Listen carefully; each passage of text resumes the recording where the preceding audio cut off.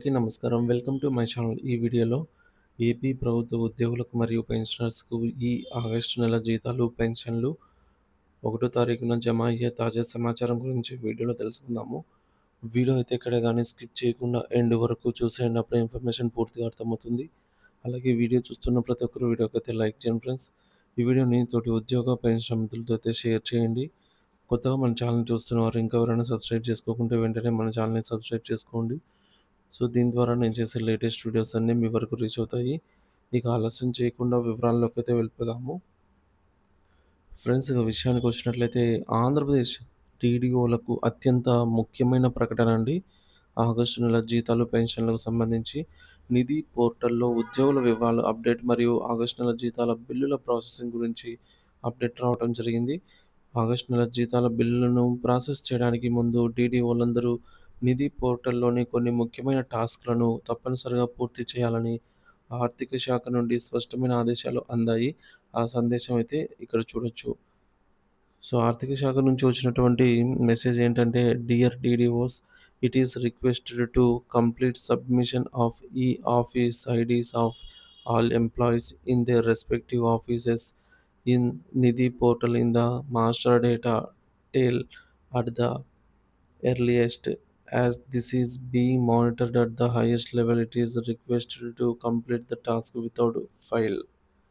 So, ఖచ్చితంగా ఈ 2 టాస్క్‌లను పూర్తి చేస్తేనే మనకు బిల్లు ప్రాసెస్ చేయడానికైతే అవుతుందని financial department, government of Andhra Pradesh నుంచి మెసేజ్ రావడం జరిగింది.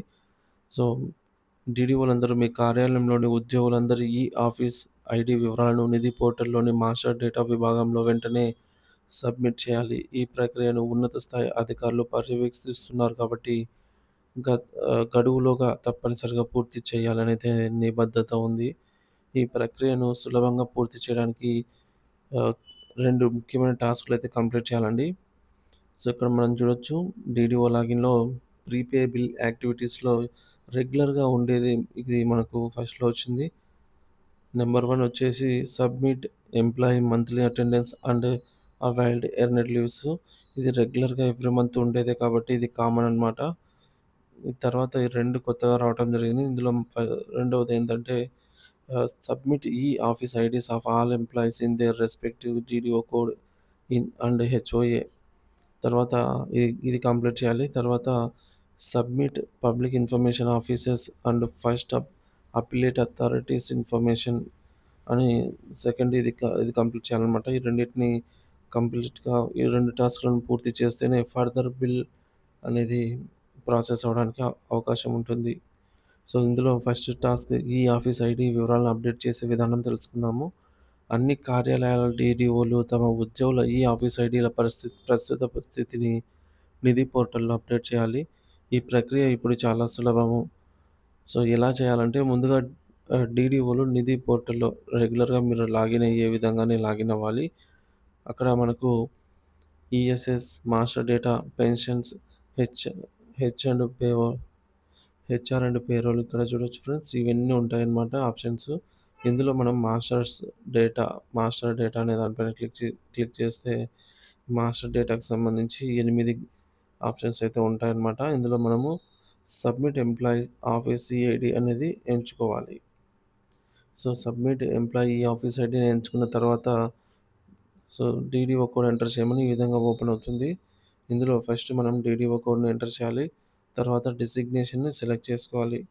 డిజిగ్నేషన్ వద్ద 9999 ఆల్ అనే దాన్ని సెలెక్ట్ చేసుకోండి. దీనివల్ల మీ పరిధిలోని ఉద్యోగులందరి జాబితా కనిపిస్తుంది. అంటే ఇక్కడ 99 అని ఉండేదాన్ని సో, కోడ్ ఎంటర్ చేసిన తర్వాత సో, దీన్ని సెలెక్ట్ చేసుకొని గెట్ డీటెయిల్స్ మీద అయితే క్లిక్ చేస్తాము. చేసిన తర్వాత ఇప్పుడు మీ ఆఫీస్‌లోని సిబ్బంది వివరాలన్నీ కూడా కనిపిస్తాయి ఈ విధంగా. సో, చూడొచ్చు ఇక్కడ ah, SR number, serial number అండి, CFMS ID, employee name, designation, organisation unit ID or office ID, అలాగే office name, is office ID available ఇది ఇంపార్టెంట్ అనమాట. తర్వాత ఆఫీస్ ఐడీ ఎంటర్ చేసేదానికి బాక్స్ అనమాట. ఫైనల్‌గా యాక్షన్ అంటే ఈ డీటెయిల్స్‌ను సేవ్ చేసేదానికి ఫైనల్‌గా ఇక్కడ క్లిక్ చేస్తాము. ఇక్కడ మనం ఏం చేయాలంటే ఈ ఆఫీస్ ఐడీ అవైలబుల్ అనే ఈ క్వెషన్ కింద సో దీని కింద 3 ఆప్షన్స్ అయితే వస్తాయి. Yes, not applicable, not yet created అనేది 3 ఆప్షన్స్ అయితే ఉంటాయన్నమాట. ఈ 3 ఆప్షన్స్‌లో యెస్ అంటే ఉద్యోగి ఇప్పటికే ఈ ఆఫీస్ ఐడీ ఉంటే దీన్ని ఎంచుకొని సో, ఆఫీస్ ఐడీ ఉన్నట్లయితే ఈ ఉద్యోగికి ఇక్కడ నంబర్ 1 అనే ఉద్యోగి సీఎఫ్ఎంఎస్ ఐడీ నేమ్ ఇవన్నీ వస్తాయి కాబట్టి ఇక్కడ ఈయనకి ఆఫీస్ ఐడీ ఉన్నట్లయితే మనము యెస్ అనే దానిపైన సెలెక్ట్ చేస్తాము. ఇక్కడ క్లిక్ ఇస్తాము. తర్వాత ఈ బాక్స్‌లో మనకు ఆ ఆఫీస్ నంబర్‌నైతే ఎంటర్ చేస్తాము. చేసి సేవ్ చేయడమే.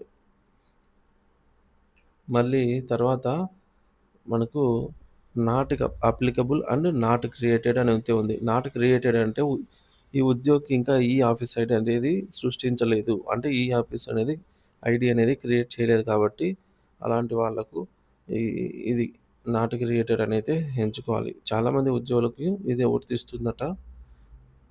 ఇకపోతే ఫైనల్‌గా నాట్ అప్లికబుల్ అండి.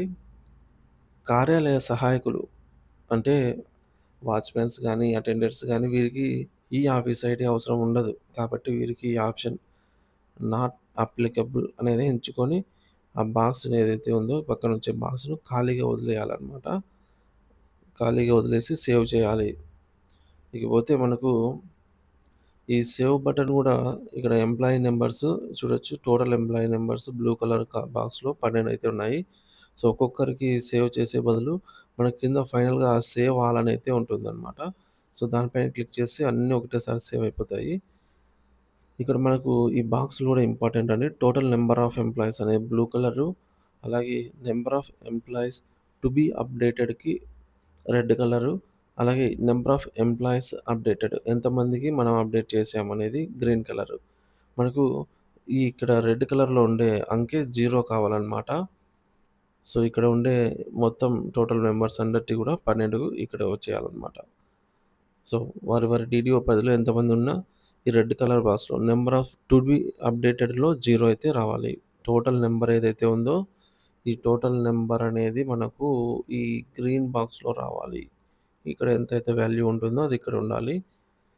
ఇక్కడ 0 ఉంది గదా ఫ్రెండ్స్! ఇది ఇక్కడికి రావాలి. సో, మనం అన్నీ అప్డేట్ చేస్తే అదే జరుగుతుందనమాట. సో, ఇక చివరగా ఈ సైన్ కన్ఫర్మేషన్. ఇక్కడ మనకు కన్ఫర్మేషన్ విత్ ఈ సైన్ అనైతే ఉంది. దీనిపైన క్లిక్ చేస్తే మనం ఆధార్ తో ఈ సైన్ అయితే చేయాలి. అంటే ఓటీపీ వస్తుంది. ఆధార్ నంబర్ ఆధార్ రిజిస్టర్డ్ మొబైల్‌కి. సో, అక్కడ ఓటీపీ ఎంటర్ చేస్తే టాస్క్ అనేది కంప్లీట్ అయిపోయినట్టే. ఇక రెండవ టాస్క్ వచ్చేసి ఇక్కడ submit public information office and first update authorities information. ఇక్కడ మనకు ఇన్‌స్ట్రక్షన్స్ అయితే ఇక్కడ చూడొచ్చు మొత్తం. సో, ఇది ఇక్కడ ఏముంది ఇన్‌స్ట్రక్షన్స్‌లో అంటే సమాచార హక్కు చట్టం ప్రకారంగా గ్రామ వార్డు సచివాలయాలతో సహా అన్ని కార్యాలయాలు తమ సమాచార అధికారి పీఐఓ మరియు అప్పిలేట్ అధికారి ఎఫ్ఏఏ వివరాలను నిధి పోర్టల్‌లో తప్పనిసరిగా నమోదు చేయాలి. సాధారణంగా సంబంధిత కార్యాలయ డీడీఓనే పీఐఓగా వ్యవహరిస్తారు. వారి సీఎఫ్ఎంఎస్ ఐడీని ఇక్కడే ఎంటర్ చేయాలి. అలాగే మీ కార్యాలయానికి సంబంధించి మొదటి అప్పిలేట్ అధికారి వివరాలు, వారి సీఎఫ్ఎంఎస్ ఐడీని అయితే ఎంటర్ చేయాలి. ఈ వివరాలను కూడా డీడీఓ తన ఆధార్ ఓటీపీతో ఈ సైన్ ద్వారా ధృవీకరించాలి. ఇదివరకట్లాగా. సో, మొత్తానికి పైన తెలిపిన 2 టాస్క్‌లు ఈ ఆఫీస్ ఐడీ మరియు ఆర్‌టీఐ అధికారుల వివరాలు పూర్తి చేసి ఈ సైన్ సబ్మిట్ ద్వారా ఆహ్, మాస్ ఇవి చేస్తేనే ఈ 2 టాస్క్‌లు కంప్లీట్ చేస్తేనే ఆగస్టు నెలకు సంబంధించి జీతాల బిల్లులు ప్రాసెస్ చేయడానికి డీడీఓ లాగిన్‌లో ఫీల్ అవుతుంది. కావున డీడీఓలందరూ కూడా ఎటువంటి ఆలస్యం చేయకుండా ఈ ప్రక్రియను తక్షణమే పూర్తి చేయాలని అయితే కోరటమైనది. సో, ఆల్రెడీ డీడీఓలయితే ఈ ప్రాసెస్‌లోనే ఉన్నారనమాట. సో, మొదటగా ఉద్యోగులకు సంబంధించి ఈ ప్రాసెస్ అంతా కంప్లీట్ చేస్తూ ఉన్నారు. వారి పరిధిలో ఉన్న వారికి. సో, ఇంకా బిల్లులలో అయితే ఎటువంటి కదలిక లేదు. సో, డీడీఓలు అప్‌లోడ్ చేస్తున్నారు. అవి ఎస్‌టీఓ దగ్గరికైతే వెళ్తున్నాయి. సో, ఎస్‌టీఓ దగ్గర నుంచి అప్రూవల్ కన్ఫర్మేషన్ వచ్చిన తర్వాత మళ్ళీ అప్డేట్ అయితే ఇస్తాను. మన ఛానెల్ అయితే సబ్స్క్రైబ్ చేసుకోండి ఫ్రెండ్స్. ఉద్యోగ పెన్షన్‌కి సంబంధించి తాజా న్యూస్ కోసం. Thank you for watching this video.